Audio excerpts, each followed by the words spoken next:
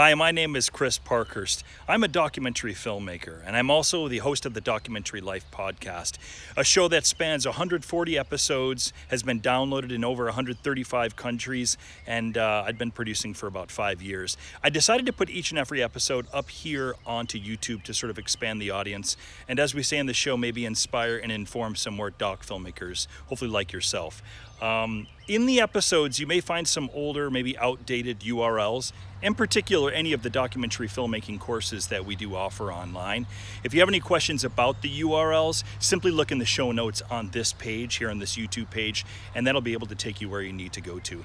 Other than that, I hope you enjoy the show, and it's great to have another listener to the Documentary Life. Have a great day.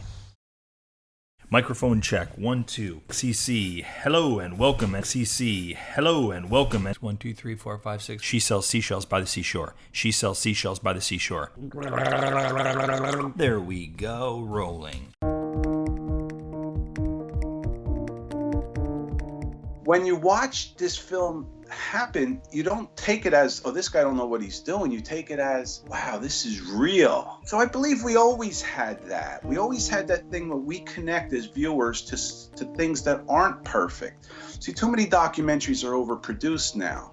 I filmed that whole film, Brothers, my new iPhone documentary, with the phone in my hand. Hello and welcome to The Documentary Life, a show that sets out to inspire and inform you on how to best live and lead your own documentary life. I am your host, Chris G. Parkhurst, and this is episode number 53. And it is brought to you by Barong Films, proud creators of documentary film, the Documentary Life podcast, and the Documentary Academy, our industry-changing A to Z documentary filmmaking program that will transform you into the documentary filmmaker that you've always wanted to be. Find out more at thedocumentarylife.com/academy. By now, even if you've only listened to a handful of episodes of this podcast, you're probably pretty acquainted with how I first got started in documentary. It was on a feature doc called Bomb Hunters, a project in which we spent 6 months filming in the country of Cambodia. It was a film that took a look at post-war effects to a society, in particular its use of UXO and cluster munitions. What you may not have known about this project was the tiny size of our crew. It was essentially myself, the director, and our fixer translator. The director shot the film, and I was responsible for all of the sound. I would also be hired afterwards to edit the film, but in terms of production, it was literally a 3-person crew. Now, I remember not only enjoying the challenge of doing a film with a pint-sized crew like this, but I was also really proud of what we were able to achieve. To this day, there's no amount of convincing that could make me believe that a much larger crew could have gotten the type of story that we did. And certainly not in a place like Cambodia, where just the mere sight of 2 dudes roaming around the countryside with a large camera and a boom mic, it was always something we had to work against when we were filming on the dock. Of course, working at a 3-person crew was not without its challenges as well. Saying that 1 person shot the video, 1 person recorded audio, and 1 person did translation work, that was really doing ourselves a disservice. We certainly all wore a multitude of hats at all times. We were wrangling cords. Yes, in fact, I was tethered to the back of the camera back then. We were toting a heavy tripod setup around. We were sometimes working with interview setups. We were switching out and logging mini DV tapes.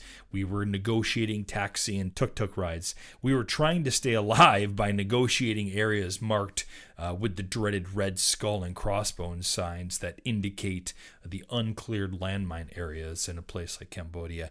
The days were long, 14-hour days, and so it wasn't always easy to remain sharp, focused, and vigilant, and so there were the occasional moto dust-ups on the road, losing a boom pole off the back of a bus, getting sick from tainted food, but it was the experience of a lifetime, and like I said, the resulting documentary film was something that to this day I'm very proud of. But then a handful of years later, I decided to give it a go entirely on my own, in the mountains of Nepal, just myself on camera, just myself doing sound, just myself for really just about everything. I did, of course, hire a mountain guide who also acted as translator, and I had a couple of porters that helped carry my camera and camping gear. But in terms of actual film crew, it was just myself. This was another film, of course, I've talked ad hoc about in the show, and I'm certainly going to spare you from having to listen to that tedium again. But I bring all of this up for a reason. Later on in our shared conversation with the doc industry guests, we're going to have a conversation with a doc filmmaker who recently has been making a name for himself by touting the advantages of only shooting with his iPhone. He calls it out-of-the-pocket filmmaking. And for today's opening volley, if you will, I'm going to share a bit of my experiences shooting documentary in some similar minimalist fashion, albeit not quite as minimal as say, shooting your film with just your iPhone. And more specifically, I want to take a look at 5 advantages to going solo as a doc filmmaker.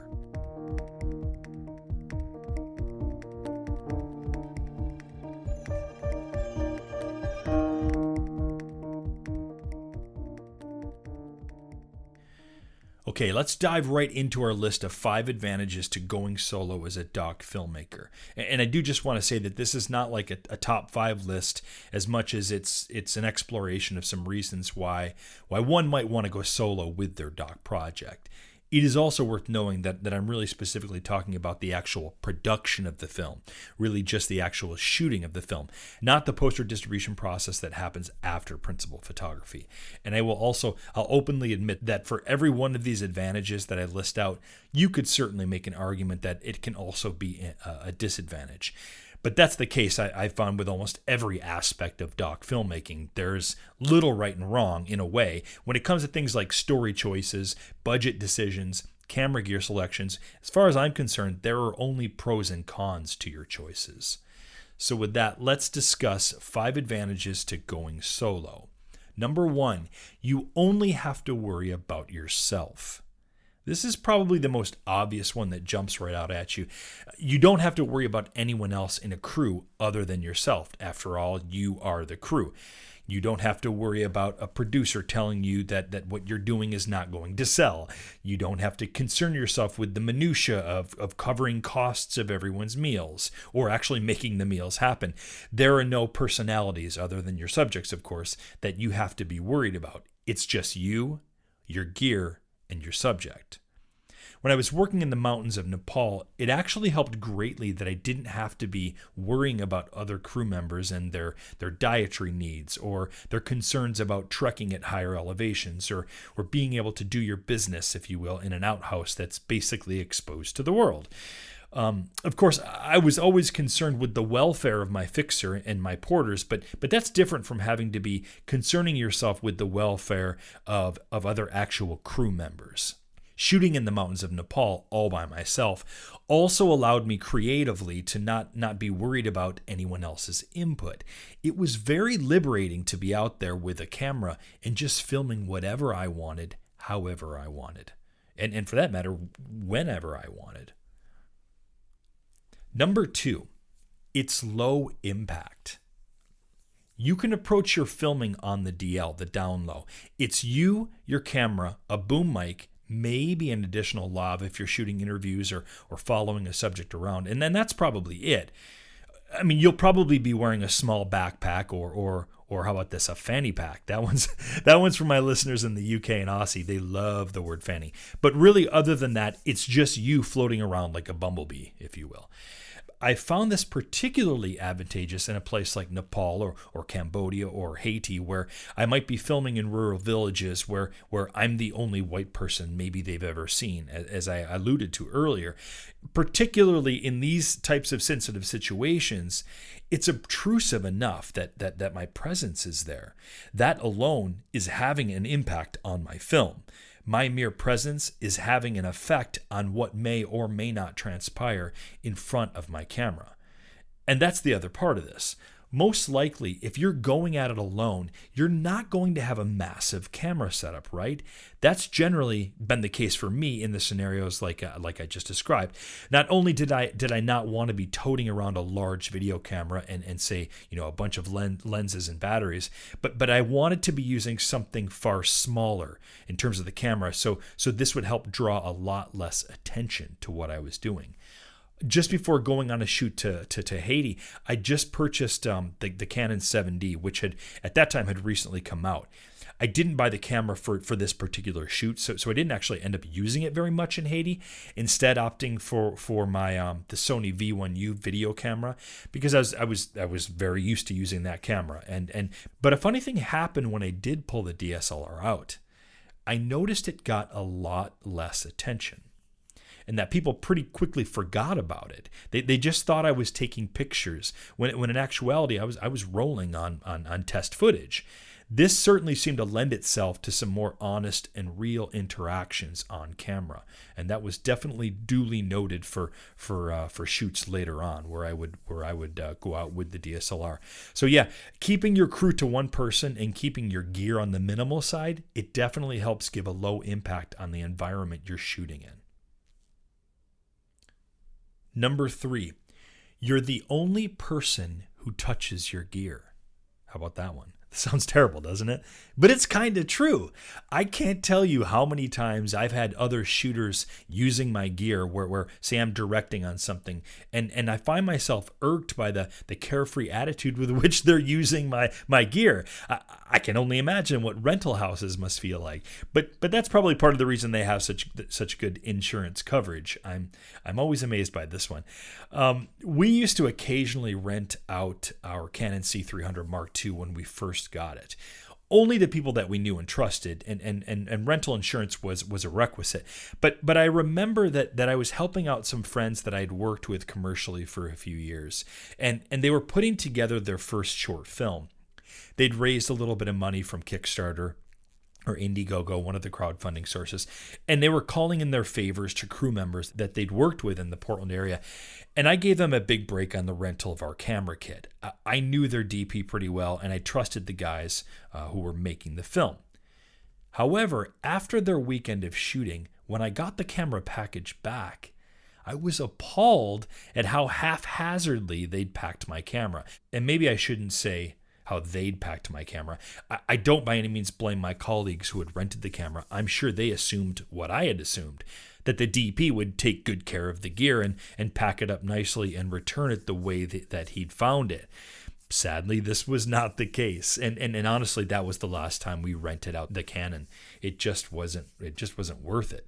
I'm getting a little off track here, but I wanted to illustrate how when you're the only one responsible for your gear, you don't have to worry about the condition that it's going to be in the next day when you go to, say, shoot.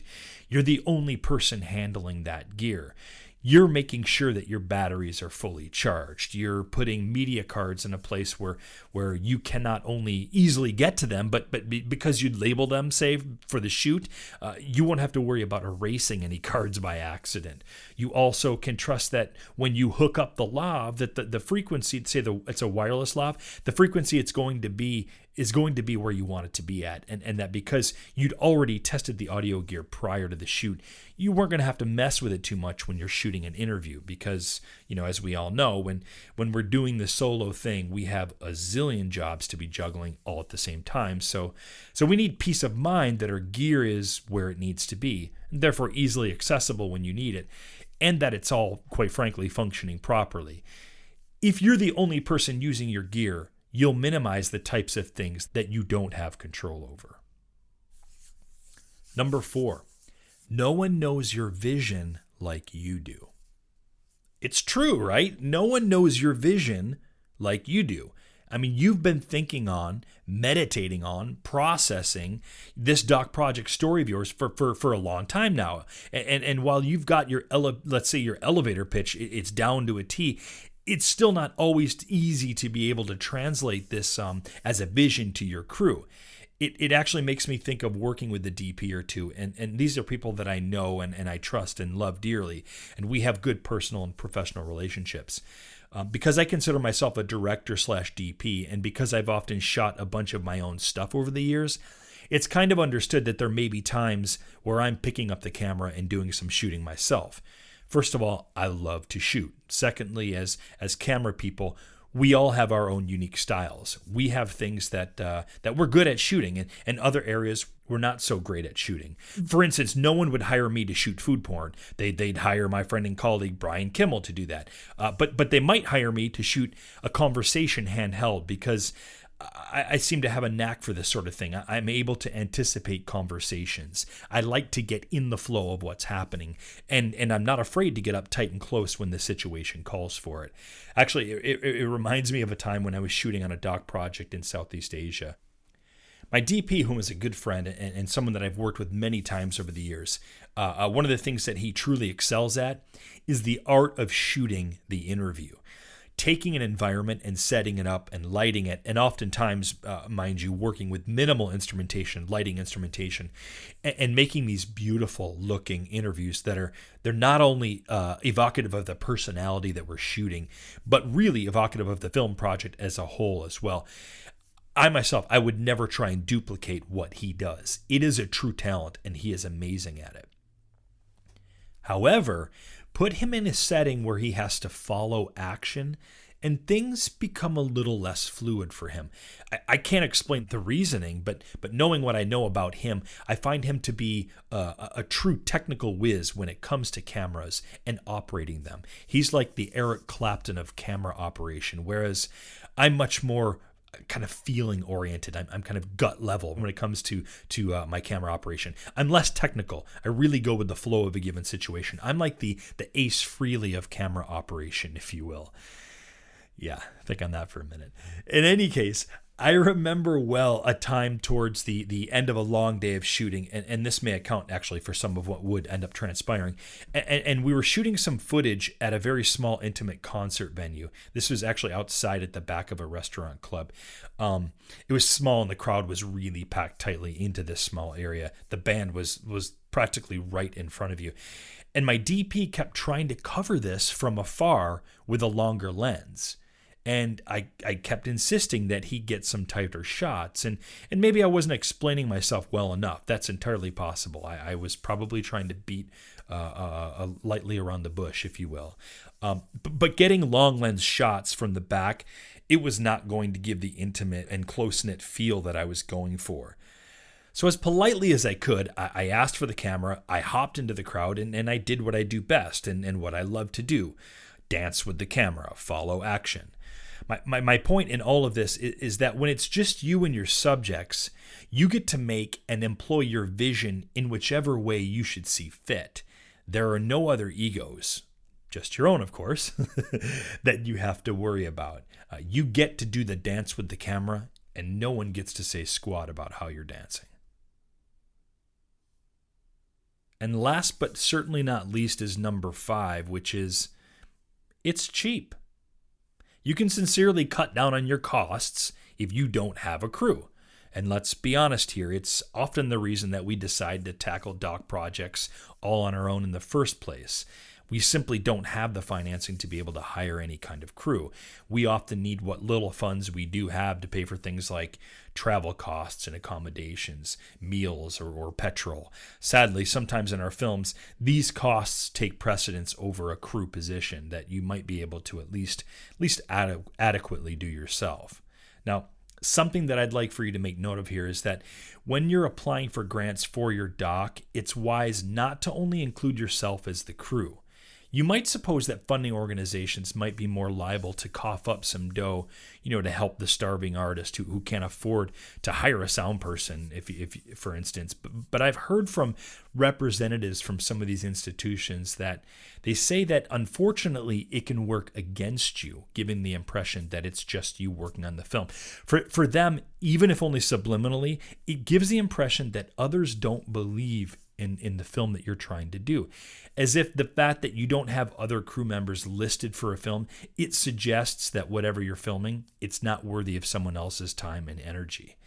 Oftentimes, what I do, if I'm budgeting on a film where I have a tiny crew of say, just a DP or a sound person, and maybe they're doing it for free or for half rates, I'll make sure to indicate this as in-kind donations or in-kind contributions on my budget sheet.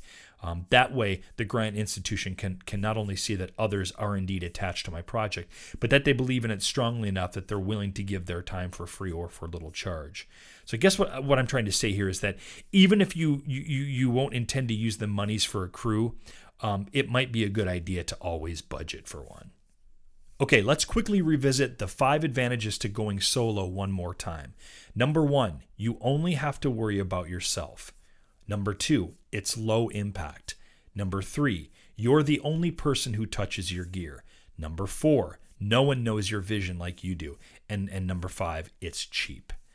I'll bet that you guys have some thoughts and ideas that you can add to this. I'm sure that other doc lifers would also like to hear about them. So I encourage you to either leave some comments in the show notes for this episode, or leave some comments in the TDL Community Facebook group, or you can always email me directly at chris@barongfilms.com. And speaking of emails, this week we will be foregoing our usual Doc Lifer Community Question of the Week segment, a segment that would normally be happening now. But instead, after a quick break, we're going to get right into our conversation with veteran Doc filmmaker Jack Ballo, who recently decided to try his hand at doing a project with nothing more than his iPhone. But before we do that, I want to make mention of a special announcement that will be coming up next week. Not only will we be doing a similar wrap-up sort of best of the year in TDL episode like we did last year, but I'll be making an exciting announcement that is set to broaden the inspiration, information, and network that has always been at the heart of the documentary life. So you won't want to miss our end of the year wrap-up episode that comes out next week. All right, next up, our conversation with Mr. Jack Ballo.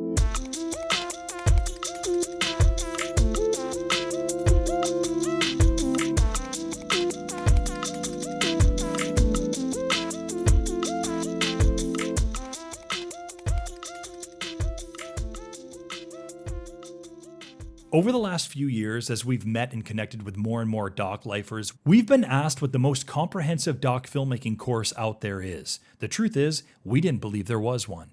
There are plenty of videos and some courses that walk you through some technical aspects of filmmaking and workshops that cover some of the business aspects, but there was nothing that specifically took the doc filmmaker through the whole actual doc filmmaking journey, both creative and business, from A to Z. That is, until we created one. The Documentary Academy is the only all-in-one online documentary film production course that actually starts from the beginning of your film's journey, from story conception through pre-production and actual production to post-production and through to the promotions, marketing, and distribution of your film. The Academy will help you make your most successful documentary film by guiding you on the journey from conception to launch. But don't just take our word for it. Have a look for yourself by going to thedocumentarylife.com/academy and discover everything that the Academy has to offer, including a video that takes you inside the Academy for a look around. The Documentary Academy has already greatly helped others realize their power and potential as doc filmmakers.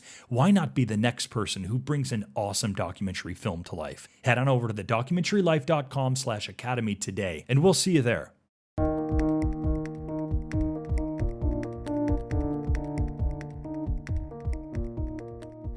We are joined today by fellow documentary filmmaker Jack Ballo. Jack, welcome to the Documentary Life podcast. Glad to have you aboard today. Thank you, Chris. Glad to be here. Now, I have come to know you from a few of my listeners who have pointed out your blog, the DIY documentary blog. And the more research I've done, Jack, the more I've really kind of come to realize that you really seem synonymous with this idea of DIY. And so I'd love to hear from you, how and why did this DIY approach really start to evolve into a thing for you? Well, the way it started was that I realized that, when you watch a documentary and you see the credits roll and all of the amount of people involved, and there's a lot of money involved with documentaries, I knew that was something I didn't want to do. I was in video production for 20 years. I knew how to do camera. I knew how to do sound. Yeah. I would learn how to produce. I knew how to edit. So I wanted to just figure out how to do these things myself so I could wouldn't have to spend the money, because I didn't have the money. You start your first documentary, you just do something, you should anyway, do something relatively simple. And you don't want to, you're not going to have money for that kind of project. At least I didn't anyway. Yeah. What was that first documentary film experience? What was it like for you? Well, like I said, I had the background in video production. Yeah. And I ended up going to the Dominican Republic. A friend, a woman who was doing some really good work out there, charity work, asked me to go along, kind of follow what she did. Okay. While I was out there with her, I met this guy named Elio, and we filmed him for a couple hours. And it was a nice segment, but I was really moved by this guy and wanted to. I never left my mind how impressed I was what he was doing. So I eventually went out there on my own and met. I got in touch with him first, and I said I wanted to do a day in the life with you. The reason which is a great way, by the way, to get started in filmmaking. Right. You start in the morning with somebody and you go to the end. And right. There's a timeline there, right? So there's a beginning and there's an end to it, and you have to make that story happen within the day. Yeah. And the viewer's only expecting what you can give them in a day anyway. So you don't have to have that great hook to it. You don't have to have a great ending, even though you hope for one. You just need to follow that person's life. And that's right. What I did for the day. Yeah. And the reason I did it, Chris, was because I already planned to go out and meet Elio. Okay. I just knew I wanted to make this my first documentary. In the meantime, I saw an article by the Pulitzer Center in Washington, D.C. They were running a contest to make a 3-minute video that was about somebody who's making a great impact in the world that nobody knows about, And this guy, Elio, what he was doing was he was building houses for families of people living in the worst poverty you could imagine. Right. Out in the woods in these shacks. It was terrible. And he would buy the property, build 60, 80, 100 houses. He put all kinds of different, church and medical buildings and things in the community. And then he took these families out of the woods, out of the shacks, and into these houses. So you can imagine why I was so moved by this story. Once that contest came up, I called Elio and I said, listen, why don't you help me out? And that's where I got the idea of the day in the life, because that's what they wanted. That was part of the contest. So anyway, right. I went out there and I followed Elio for a day. Yeah. And that ended up winning the contest, one of the finalists, So now it was great because it's, when you're doing corporate work and different things and you don't get that really good feeling much, but when you get that email saying you won, and it was sponsored by YouTube and Sony. Yeah. So Sony sent like $5,000 worth of video equipment out to me. Fantastic. And and it was a great way to get started. So that is how I got started. That was my first documentary. That's a great story, Jack. I actually hadn't come across that in the research I'd done. So thank you for sharing that with me. In fact, that's wild And we'll get into this, of course, here in a little bit. I'm realizing now this whole housing thing is a thing for you, and it's a cause, obviously, that you feel strongly about. And you were doing this work early on, so that's very cool to hear that. I had actually done some work in some similar work in Haiti as well, neighboring country, of course. Now, was your subject was he from the DR or was he American? He was Canadian. He's Canadian. Italian guy from Canada. Yeah, so he was Canadian. Excellent. And he, what his story is, he went out there on vacation. He retired. He had a big business. He goes out there on vacation. Him and his wife take a turn down the wrong path, and they see all these people living in poverty in these shacks. Right.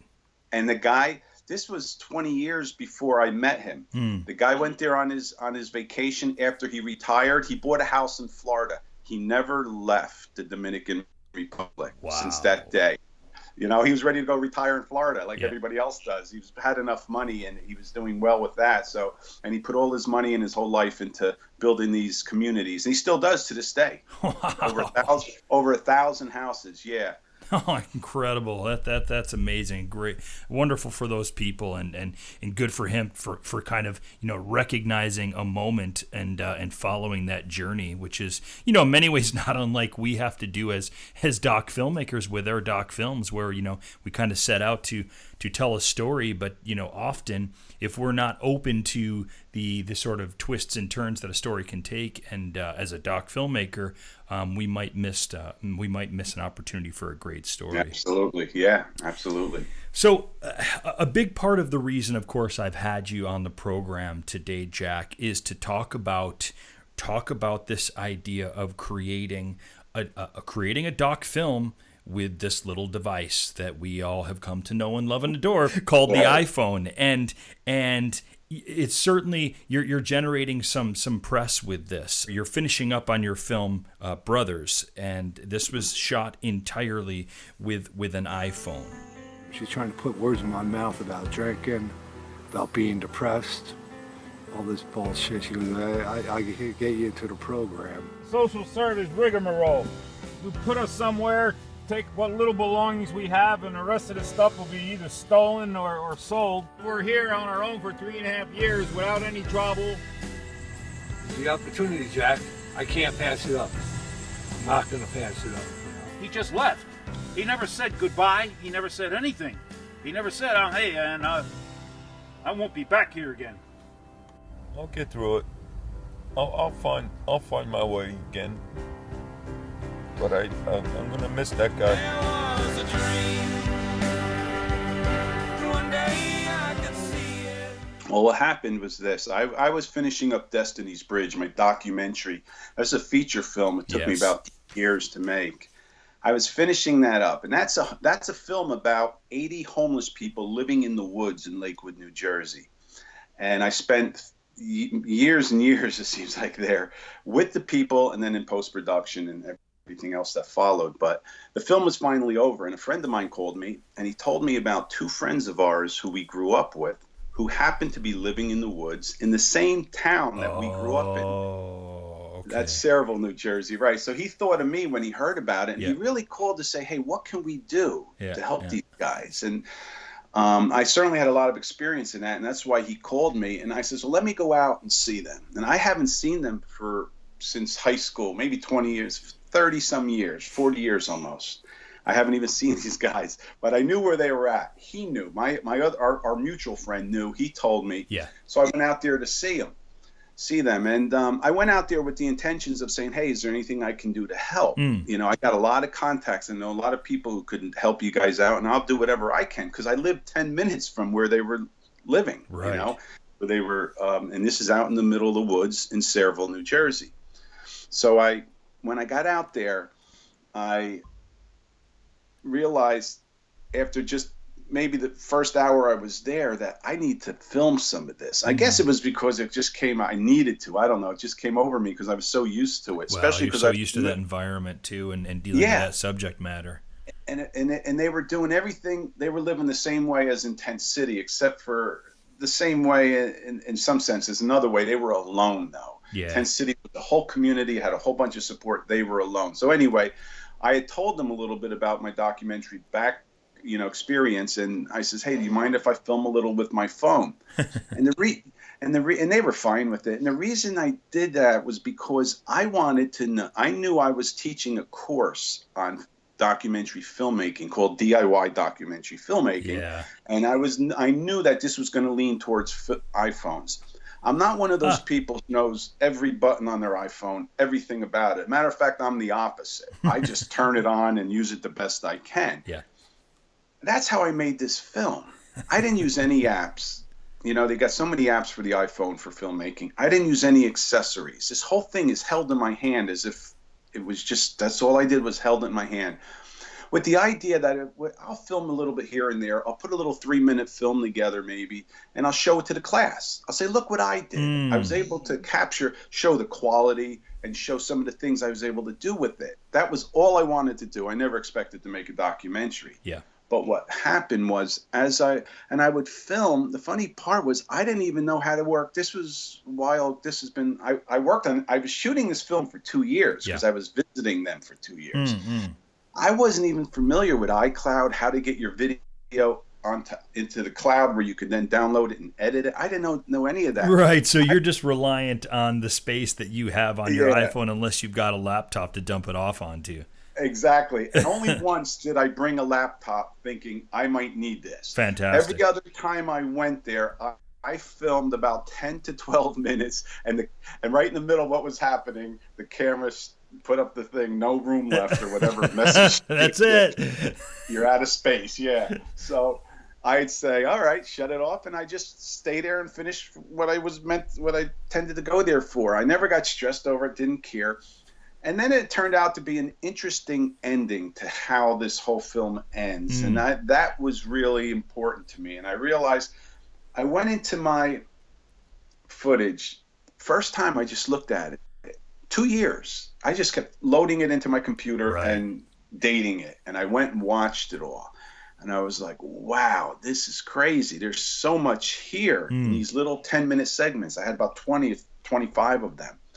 So that's how the film ended up getting made. I went through them, and then I realized I had a good story, especially the way it ended. So Right.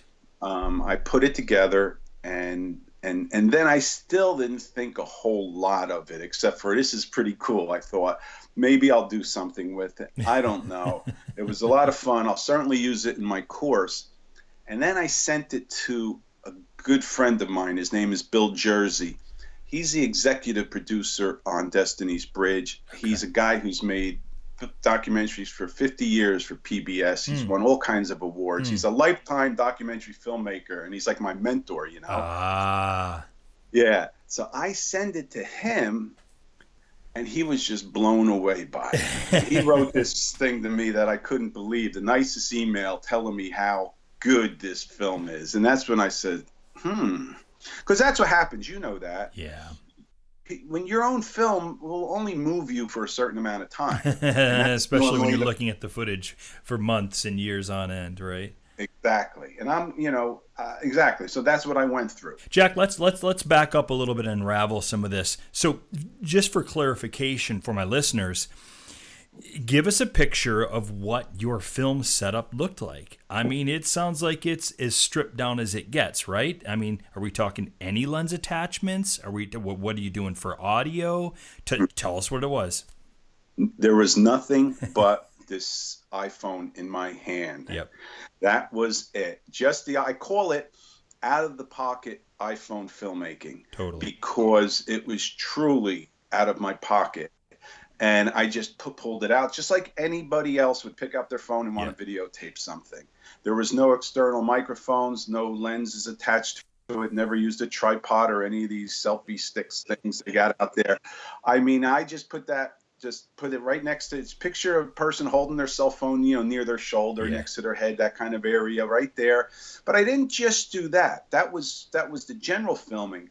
What I found out with that camera was that I was able to use it I never zoomed in and out either, by the way. Right. Isn't that something? Tell us about that. Yeah. Yeah, the way I did it was I would move the camera in closely when something I wanted to get close to. Like one would do in a conversation. Yeah. Yeah, exactly. And I used that for other things. I mean, I was able to get pans like you could never get with a camera. Like I remember following one of the guys in the film. He leaned down for something to working on his coffee pot or something, and he was from sitting all the way up, all the way to the ground. Yes. And I just followed him smoothly. Yes, I remember that shot. I remember the shot. Yeah. And then all the way back. And you can do that with a camera. It had all of these benefits. But the idea of, so you don't zoom in, you bring your camera closer. And what you get out of all this is that a person who is, I want people to feel like they're there. And all my documentaries, that's my goal. That's why I keep it raw. I use cinema verite. I want you to be standing there. I want to represent the viewer when I'm filming. So, and when you think about it, you are, wherever you are, let's say you're at this location where I was filming and you were standing there, you would be seeing exactly the way my camera was. Yes. And our heads move. They turn, they go up and down. We're not on tripods. So that little bit of hand movement is very natural to your eyes. It makes you feel like you're there. And if somebody said something, hey, look at whatever, and you pan over there, that's what you would do if you were there. You would turn your head. If you wanted to see it closer, you would walk up to it. So I moved the camera up to it. Right. And what I was trying to do, and I think worked in that film, is I make the viewer feel like they are there. Oh, there's absolute intimacy with it, for sure. Yeah, you know what I mean then. Yeah, and it worked. Exactly. So that was one of the greatest advantages of this out-of-the-pocket filmmaking with my iPhone. I was so impressed with the results. I really don't know if I want to go back to my pro camera, and I'm serious, Wow. With my next film, because I'm going to lose so much by carrying that big thing around and have so much, And the other thing I want to mention is this. When you go to a shoot as a documentary filmmaker, you bring a camera case and maybe a tripod and an accessories case and maybe even a sound guy and a producer and all that. But forget about that. Just bringing equipment. You say hello to whoever you're going to be working with. Hey, how you doing? Shake hands. You start going through your bag. You get your camera out. You get all the settings done. You got 20 minutes of this time that you're not filming. And the guy's waiting and he's wondering and he's looking. I walk in there. I got the camera. I hit the button and we're recording.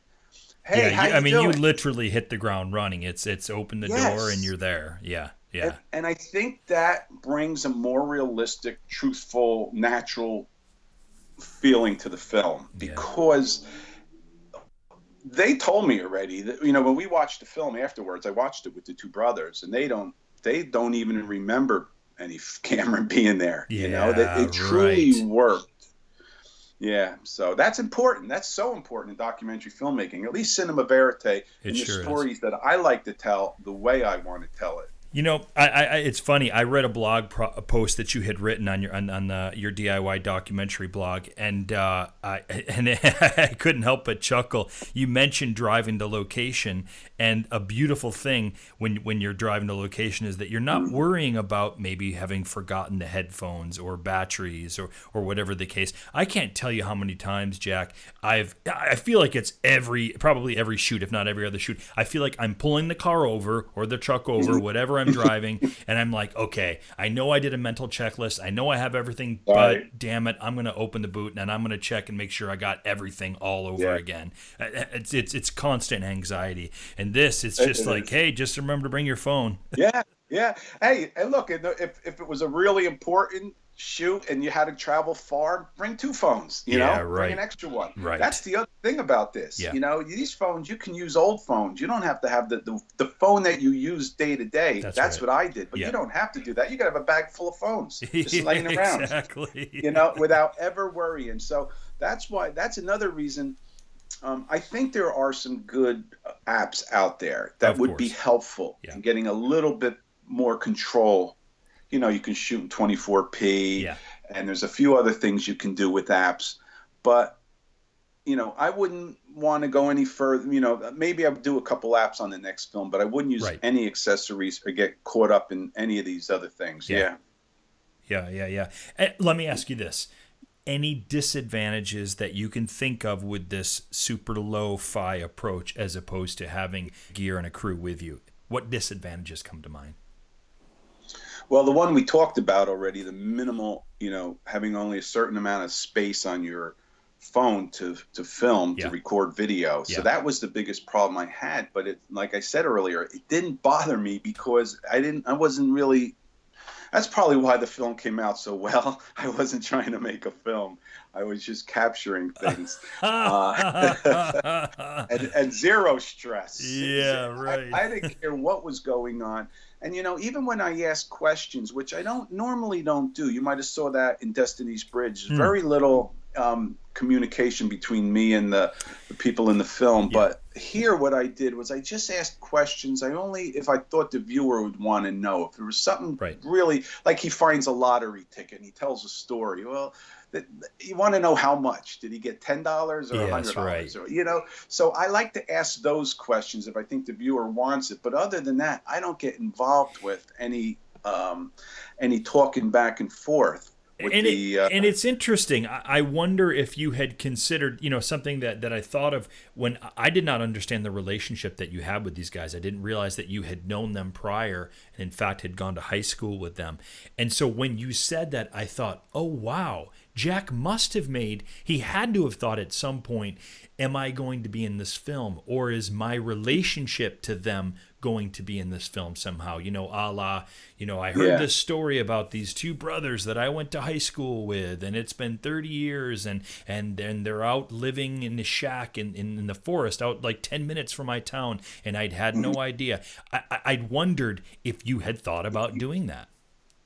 Well, it's funny you said that because I originally made this film 33 minutes long. Yes. And the beginning starts exactly the way you said it. That graphic. Isn't that the way? Filmmaker Jack, found out two friends of his were living out in the woods. He hasn't seen them for 40 years. Yeah. And then I put pictures of them growing, from high school days. Oh, I bet. Yeah.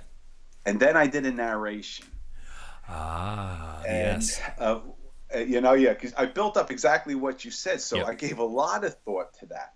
Here's what happened. That's interesting. I wasn't real familiar with the short documentary film festival system. Requirements for the length of a short doc. Yeah. And after I got such great response from some pretty important people in the film industry about how good this documentary is, I started researching it, and I realized that Sundance and Tribeca and South by Southwest, these top tier film festivals, and probably most film festivals, they don't like 33-minute shorts. No, isn't it crazy? I mean, I've got the first doc that I did was a film that I shot in Nepal, and it's a 35-minute film.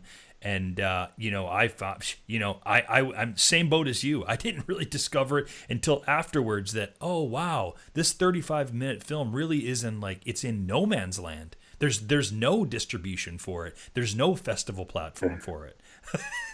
No, and it's not. And they like even though their website might say under 40 minutes is a short, they don't want any 30 or 35-minute films. They want 10, they want 10, 15 minutes. Right. Maybe, they want to be able to have programming for multiple films of that length. So I said I did a lot of research because I really want to give this film a chance to get somewhere. And I thought really, really hard about this, and I said, I'm gonna try this. You just stripped it all go out. Back and it was painful. Oh yeah, but I losing babies right there, huh?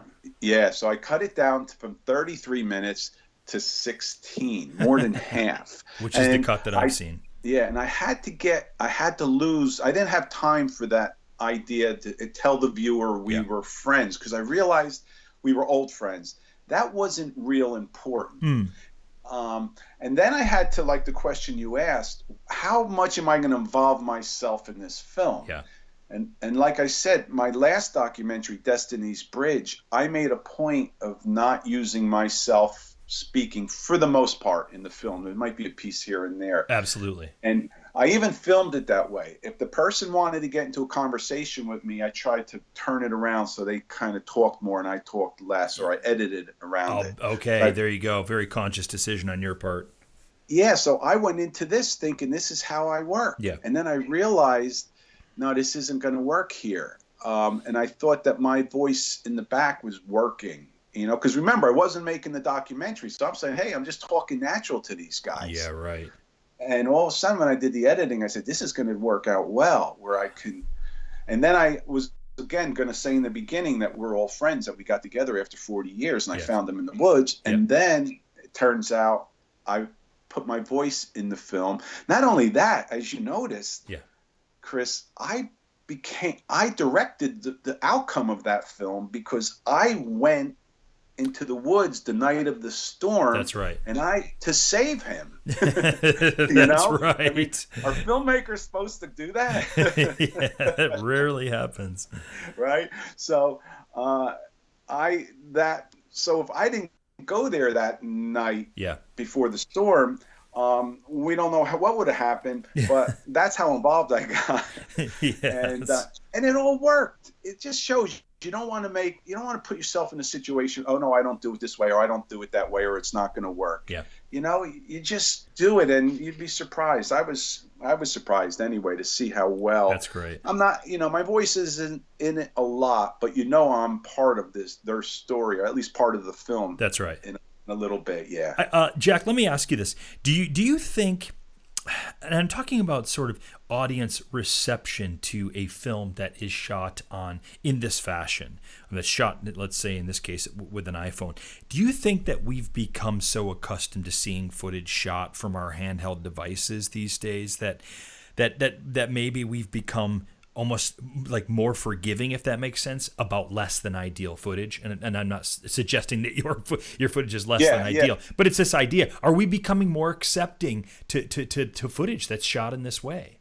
Well, want to know the truth? I think we always have been accepting to cinema verite, and that's what you're talking about. If you ever watch any of the old Albert Maysles documentaries, of course, Maysles is like, of course. That was his thing. If you look at Grey Gardens, the film starts where Albert Maysles pans this room and shooting into these windows, and everything goes dark, as you know, when you shoot into a window, like an amateur would do. And then he tilts up and zooms into the lady speaking into the talking from the balcony or from upstairs or something. And this is like 101 basics. Like, don't do these things. But when you watch this film happen, you don't take it as, oh, this guy don't know what he's doing. You take it as, wow, this is real. Yes.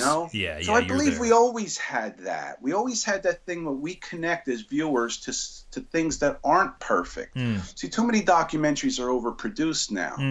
So you take that raw shooting style, and you saw it in Destiny's Bridge probably. Absolutely. That was purposely. There are things there that you might have been able to say, wow, why didn't he cut that out or clean it or take a lock shot or something, but not really. It's kind of my jam. So but I hear what you're saying. That's the way you needed to shoot that film, in my opinion, aesthetically anyhow. So it just made sense given the story and the characters and what was happening in it. Yeah, exactly. I'm glad you said that, because that's how I feel as well. Oh, for sure. So that's, on that question, that's how I feel. So now today, are we more? Yeah, probably. The thing is, it's the funny part, though, of your question there. It's not the equipment. It is the way the filming is done. In my case, in my hand, I filmed that whole film, Brothers, my new iPhone documentary, with the phone in my hand, and it's got that, what you were saying, people are more comfortable or more used to seeing that. Yeah, right. And definitely. But remember, the iPhone is being used, now with extended lenses and tripods and lights. And you put so many accessories on the iPhone, you might as well just use the regular camera. Yeah, of course, right. You lose the value of the iPhone, which is being, as simple and unobtrusive as possible while filming.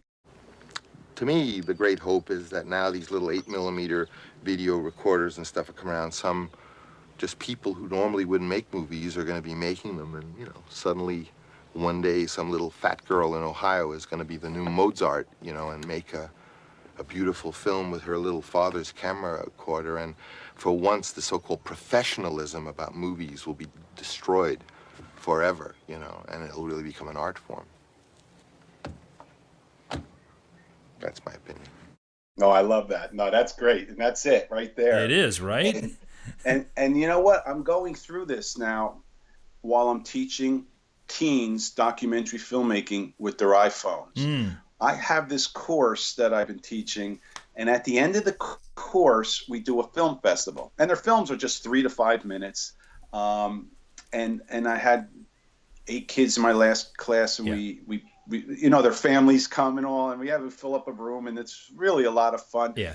But these kids are making great films, and they're 13 years old, 14 years old. And it's just what you said is really the truth. And whoever said it, it's happening, and it's going to happen more and more. I believe so. What really worked was showing them a simple one-camera Albert Maysles film clip and how effective it was compared to another film.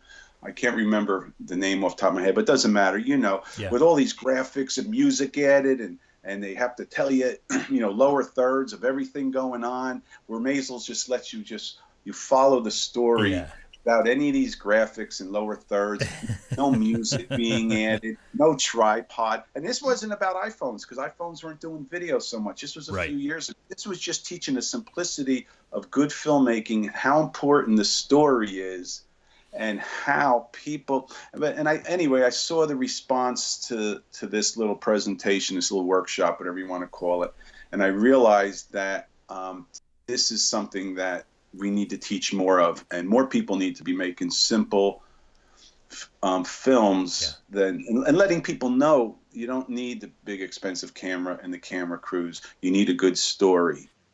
With Destiny's Bridge, the feature that you did prior to Brothers, with Destiny's Bridge, and this again speaks to very much to your DIY approach, you put together a 9-city film tour. Right. First off, why did you decide to put together your own mini film tour? And include there, because there's a pretty wild story here that I'd love for you to share with us about that, how that came to be. Well, you know what happened was once this film came out, you see this story, could you imagine in any town you have 80 people living in the woods for 8 years? Right. This wasn't just, right. This is for 8 years. So we're going back quite a ways. And they were always in the news for one reason or another. And it turned out that they were going to be evicted. And this was a heated court battle. So I didn't realize that this story was so hot, you know, to the people in the community and the county, not just in that area, because it was interesting. It was always interesting, and they were always in the news for one thing or another. Well, that worked in my favor. And when I had my premiere, it just sold out immediately. Wow. 350-seat theater. And then all of a sudden I realized there was a lot of interest in the story. And because you start hearing about the homeless populations in other cities. Yeah. Right. Yeah. Right. Exactly. And it becomes this is a national issue. Exactly. So once I start doing more and more of this, I'm making all these contacts with people all around the country who are dealing with these tent cities scattered all over. And the homeless problem to begin with, which just seemed to me in my world getting bigger and bigger because I was paying attention to it. Yeah. So what happened was the film brought so much publicity to the cause and to Tent City that people were starting to, what can we do to help? So most of the time I gave over the information to Minister Steve. He was the main character in the film, and he ran the campsite or the Tent City, and he was in charge over there. And he would just people do what they can, but every once in a while something big would come along. And I was contacted by somebody who said that they wanted to build a tiny house. Yes. Because that's where this film goes to. For one of the guys in the film whose house was demolished by a bulldozer, I took that clip and I put it on, I guess, on YouTube and then Facebook, and it went viral. Huffington Post ran it. All these other places ran it. It was on the homepage of Yahoo, just took off. And somebody said, we want to build that guy. It's about a 78-year-old man watching his house get demolished in the woods, in like 48 seconds, just seeing his face as they're demolishing his home. So it moved people. Somebody had said, we want to build an organization in Pennsylvania called Make It Rain. We want to build a tiny house for Sam. Right. And that's a documentary, Sam's house getting knocked down. That's Sam's house. Okay, there you go. Yeah. So anyway, this little video of that clip, which was a brilliant idea of mine. I didn't know it at the time. I just thought I was putting it out there. But it helped so much in so many ways. Anyway, back to the point. They build a tiny house, a full-blown tiny house on wheels, and they give it to Minister Steve to help him for Sam, of course, and to help him promote his cause. Yeah. So now we got the tiny house. We got the film. And I realized, like you said earlier, all the way down the East Coast, there are tent cities, like major ones, getting the same publicity they're getting in Lakewood. Right. So I knew that I did so much with this film. I knew that this was the last thing I had to do. I said, I'm going to reach out to these people and see if we can do screenings all the way down to Florida. So we did like 9 cities, I think. Yep. And we went all the way down, and one was better than the next. It was just amazing. They did all the work. We just brought me and Minister Steve, and he had an assistant with him. The 3 of us, we went all the way down to Florida. They set up the, colleges, sometimes churches, all different areas. We did one outside in the woods by a tent city. Oh, wow. One screen.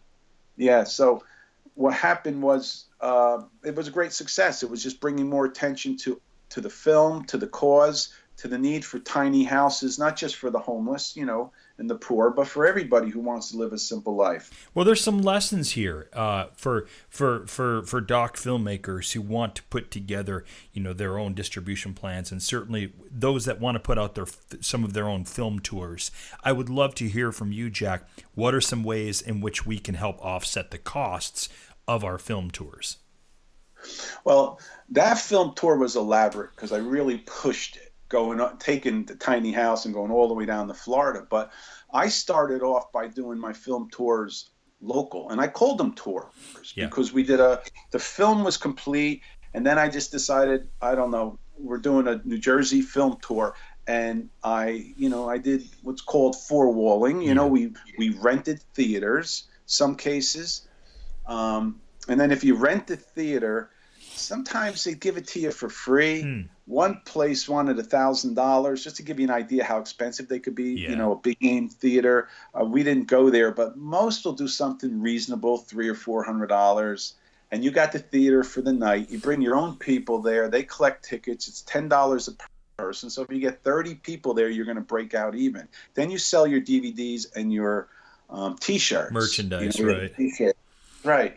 And then you're spreading the word. You're getting your film out there. Sometimes I bring the whole crew with me. We'll bring 10, 12 people from the film. Fantastic. All of those people that you saw in Destiny's Bridge, we had them all at one of our premiere, matter of fact. Oh, wow. But even on this tour, then I bring 2 or 3 plus Minister Steve and then myself, and we would do a Q&A afterwards. Yeah.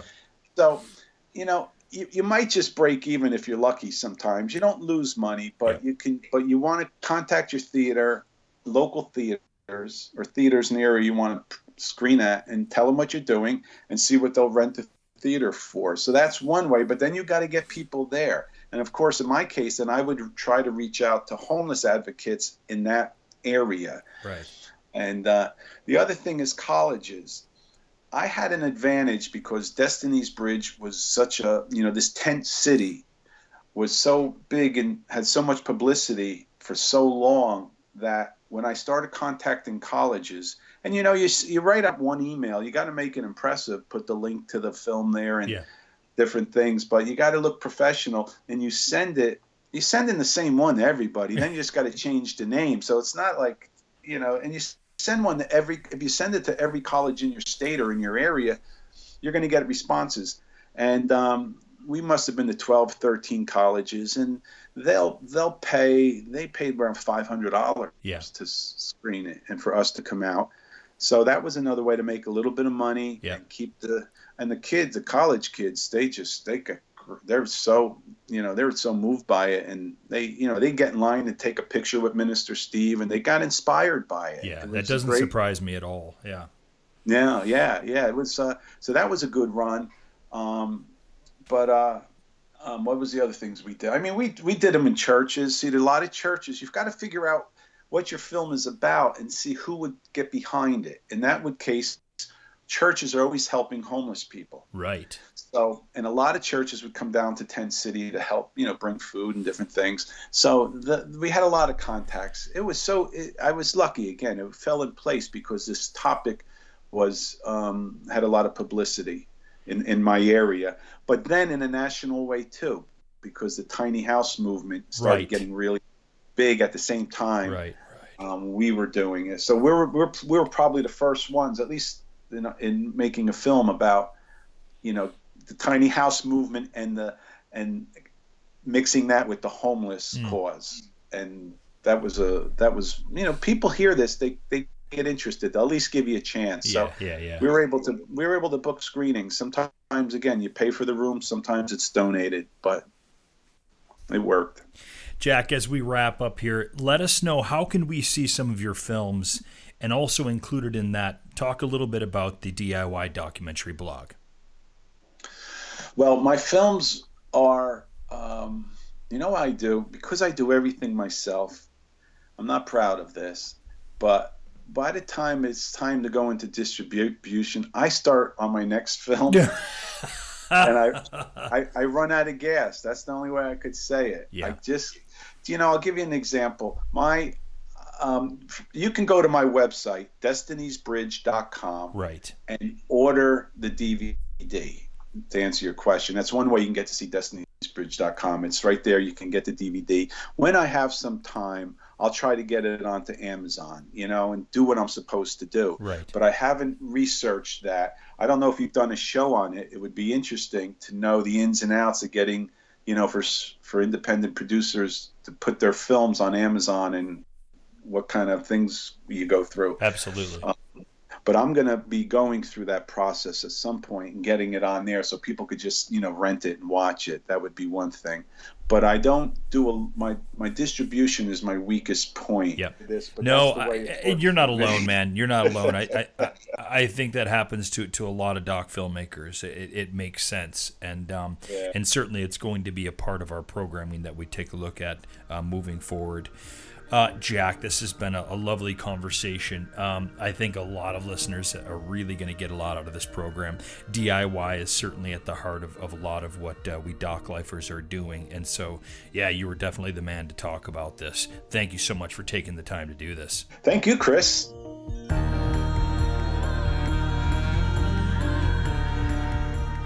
Don't forget, we'd love to have you join us in the Documentary Academy. Come and take a look at how we can help you make your best documentary film at thedocumentarylife.com/academy. That's thedocumentarylife.com/academy. Thanks for listening, and we'll see you soon.